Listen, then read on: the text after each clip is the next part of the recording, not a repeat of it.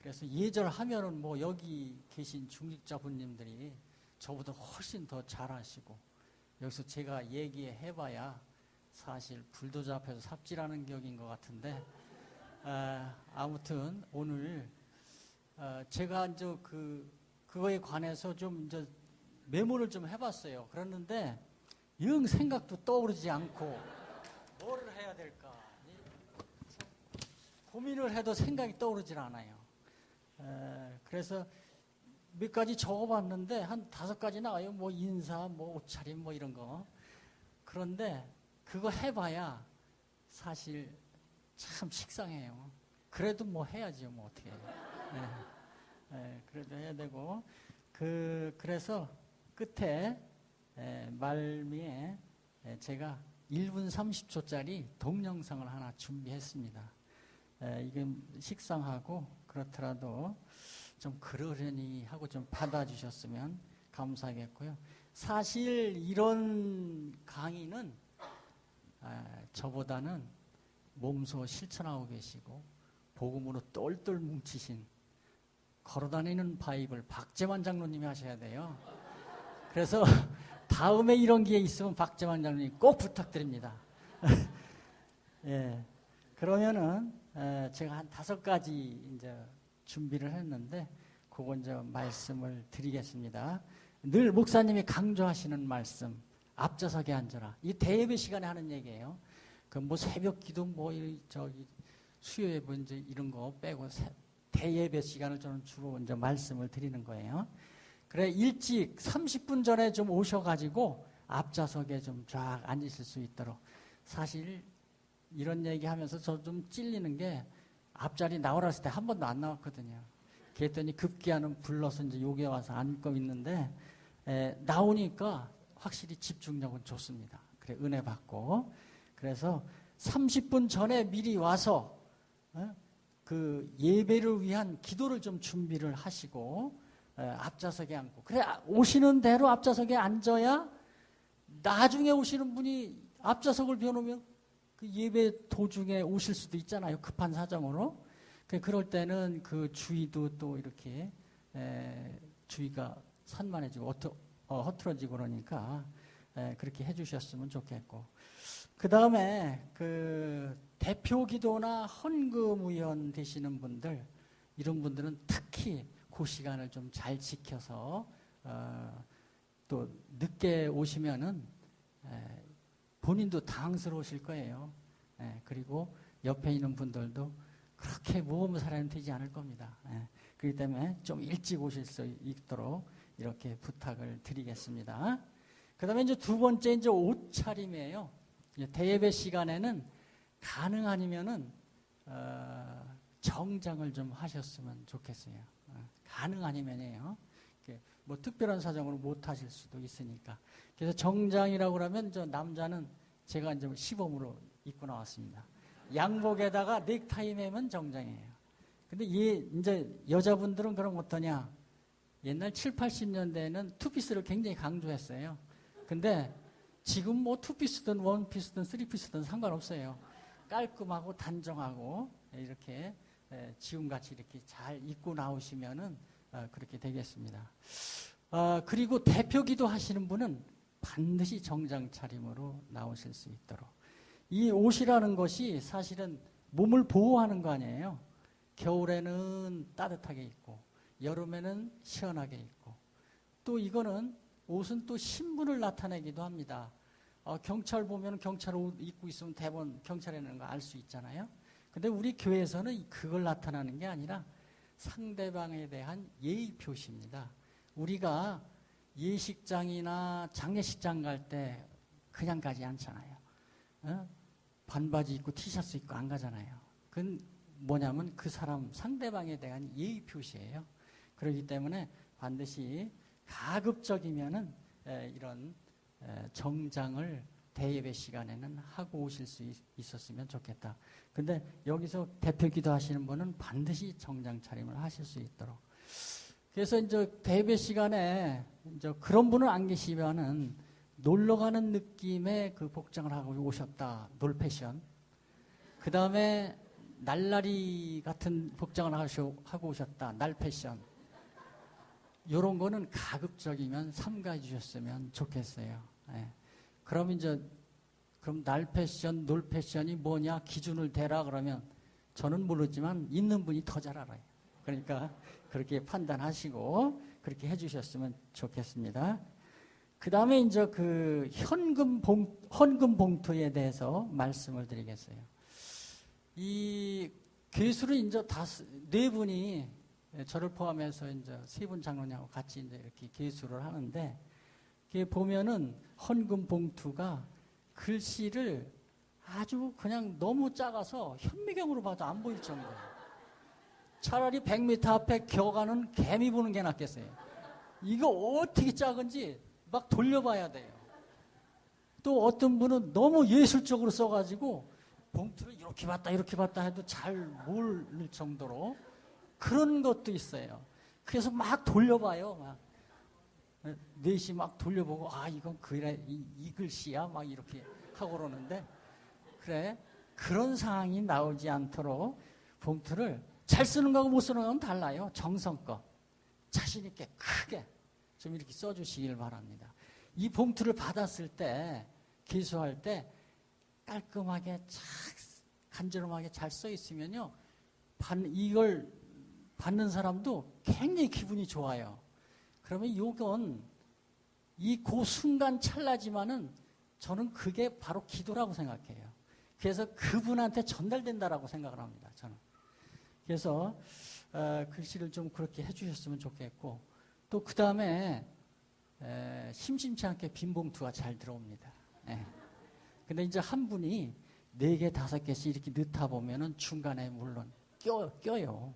그러니까 예배 30분 전에 오시니까 그때 금액도 좀 확인하고 이 속에 이게 빈 게 있나 없나 그것도 좀 확인하고 해서 빈 봉투가 들어오지 않도록 이렇게 신경을 써주고, 그것도 하나님에 대한 그 정성 아닙니까? 그러니까 그렇게 해주셨으면 감사하고, 그 다음에 이제 계좌 입금을 하시는 분이 계세요. 근데 물론 1,000만 원 갖고 왔다는 봉투 뭐 4개, 5개 넣어야 되니까 계좌 입금 해야 되겠죠.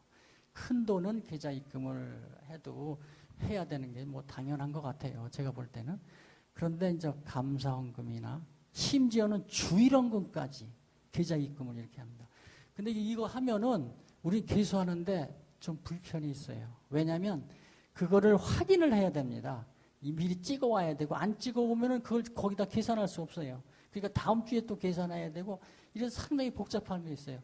계수할 때도 옆에다 또 써놔야 돼. 현금이 없으니까. 이래저래 그 복잡한 상황이 상당히 많이 벌어집니다. 그러니까 가급적 정성을 들여서 그 헌금을 이렇게 해주시는 게 좋고, 큰 금액만 계좌 입금을 해주시면은 고맙겠다는 말씀을 드리겠습니다. 그 다음에 이제 또 이런 경우도 있어요. 헌금을 이름만 딱 썼어. 근데 금액이 참 커요. 죄송합니다. 한 30만 원, 50만 원 돼요. 근데 이름만 있어. 그럼 이게 이제 11조인지 감사헌금인지 성금인지 알 수가 없어요. 그럼 또 이거 놓고 또 넷이 상의해야 돼요. 이게 뭐냐? 이 사람 성향을 봤을 때, 그럼 또 요 시기에 냈을 때 이게 뭔가? 거기서 판결을 내려가지고 거기서 이제 씁니다. 11조면 11조. 감사헌금은 감사헌금. 그렇게 하는 경향이 있습니다. 그래서 이런 것도 좀 신경을 써서 이왕이면 무슨 금액인가 체크를 해주시고 금액도 간절히 써주시는 게 좋습니다. 금액 안 쓴 거 거기서 다 써요, 저희가. 예. 그러니까 걱정하지 마시고. 그리고 또 이제 어떤 이런 경우도 있죠. 모르고 이제 안 내서 나중에 좀 막 이렇게 내려오시는 분들도 있어요. 그러면 이제 그거 틀림없이 거기 계산이 되고, 그 다음에 실수로다가 그 주보에 빠지는 경우가 있어요. 그렇더라도 그 주보에 빠져 있어도 저기에는 원본에는 안 빠져 있어요. 그러니까 걱정하지 마시고, 거기 있는 사람들은 떼먹을 수가 없어요. 그러니까 돈 1,000원이라도 더 내지 거기서 어떻게 할 수 없으니까 걱정하지 마시고, 그 다음에 이제 네 번째 인사요. 인사는 그 소리 마주쳤을 때 목례를 하든 뭐 말로 인사를 하든 인사를 하고 가는 게 좋겠죠. 서로 서먹서먹하게 이제 인사하고 그냥 지나가면은 인사 안 하고 지나가면은 좀 얼마나 쑥스럽고 어색하겠어요. 그래서 인사 좀 서로 반갑게 잘 인사를 좀 해주시고, 그 다음에 이제 인사하는 거 못지않게 중요한 게 뭐냐? 받아주는 거예요. 한 번 인사를 했는데, 그냥 모른 척하고 지나가. 그 다음에 저 사람이 몰라서 그러나? 그래, 다음에 또 인사했어. 그랬더니 또 모른 척하고 지나가. 그 다음에 안 하게 돼요. 네. 그러니까 받아주는 것도 굉장히 중요하다. 하는 거 못지않게. 그래서 우리 성도님들은, 특히 중직자님들은 이런 중직자님들한테 해당이 되는 것도 있고 자녀들한테 해당되는 게 있어요. 그러니까 결국은 교육은 중직자님들이 해야 되니까 그렇게 알려주시면 좋겠고, 그 다음에 이제 청소에 관해서 이제 별거 다 나옵니다. 할 게 없으니까. 청소는 어지럽히는 것보다 하는 것보다 어지럽히지 않는 게 더 중요해요. 어지럽히지 않으면 할 게 없어요. 그러니까 그것도 좀 교육을 우리 랩런트들한테 잘 해서 이렇게 교회가 좀 깨끗하게 할 수 있도록. 그리고 청소는 청소 시간 따로 있는 게 아니라 수시로 이렇게 떨어져 있으면 죽고 이렇게 해주셨으면 좋겠습니다. 지금 드린 말씀이 사실 제가 잘 안 지키는 건데 제가 이렇게 권면한다는 게 참 죄송합니다. 예. 서로 뭐 잘하겠다고 이제 같이 다짐하면서 말씀드리는 거고, 방송실 준비됐나요? 그리고 우리 교회 예배 생활은 집단 생활이기 때문에 서로 도와주고 배려하고 그 다음에 이끌어주는 그러한 예배 생활이 됐으면 좋겠습니다. 방송실 1분 30초짜리예요.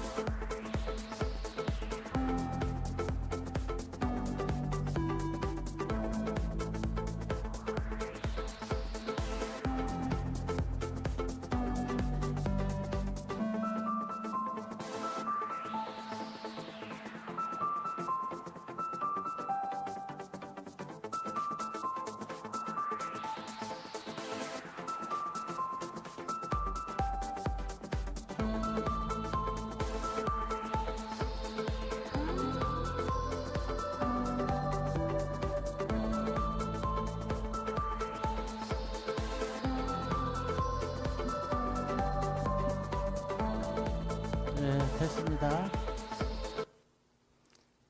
지금 잘 보셨죠? 저게 뭐냐면 독수리가 사냥을 하는 거예요. 첫 번째 거는 독수리가 매를 사냥하는 겁니다. 그리고 두 번째 건 사냥을 사냥을 해요. 근데 저거 말고도 독수리가 몽고 사막에서 여우가 막 지나가는 것을, 독수리 눈이 좋대요. 4km 위에서도 먹잇감을 포착한답니다. 그래서 그냥 내려와서 여우를 잡아서 올라가는 것도 있고, 그 다음에 바닷가에 가서 이만한 물고기를 그냥 두 발로다가 딱 채는 그러한 독수리가 맹금류예요. 육식을 하는 맹금류. 그런데 이 독수리가 수명이 얼마냐 면 40년이에요. 수명이. 40년을 살으면은 이 발톱이 더 이상은 너무 많이 사용해서 사용을 할 수가 없어요. 그 다음에 부리도 역시 마찬가지예요. 더 사용할 수가 없습니다. 부리도. 그래서 독수리가 40년을 살고 나면은 어디로 가냐면 바위산으로 갑니다. 바위산으로 가서 바위에 가서 자기 발톱을 찢어요. 찢어가지고 발톱을 뺍니다. 그리고 부리도 다 빼요. 빼가지고 그게 며칠이 걸리느냐? 150일이 걸립니다. 3, 55, 5달 동안에. 그러면은 그것이 다시 태어나는 데는 한 50일이 걸려요. 그 150일 안에 있는 거죠. 그래서 다시 사냥을 할 수 있는 독수리로 태어나면은 다시 40년을 살아요. 그게 제2의 인생입니다. 독수리가. 우리는 지금 그 불신자로 제1의 인생을 살았고, 지금 또 제2의 인생, 신자로서의 제2의 인생을 살고 계시는데, 독수리처럼 우리가 사투를 벌려가면서 피투성이 돼서 이렇게 제2의 인생을 사는 것이 아니라 하나님으로부터 구원을 받아서 아주 편안하게 축복된 삶을 살고 있으니 여러분들 얼마나 행복하십니까? 예, 기도하고 마치겠습니다. 이건 예절하고는 관계없지만 이벤트로다가 너무 식상해서 말씀을 드렸습니다. 기도하겠습니다. 하나님 아버지 감사합니다. 본 교회의 중직자 연수 중에 있습니다. 복음 안에서 나를 알게 하시고 교회를 알게 하시고 언약 속에서 비전과 꿈을 이루어가게 하옵소서. 예수 그리스도 이름으로 기도드리옵나이다. 아멘.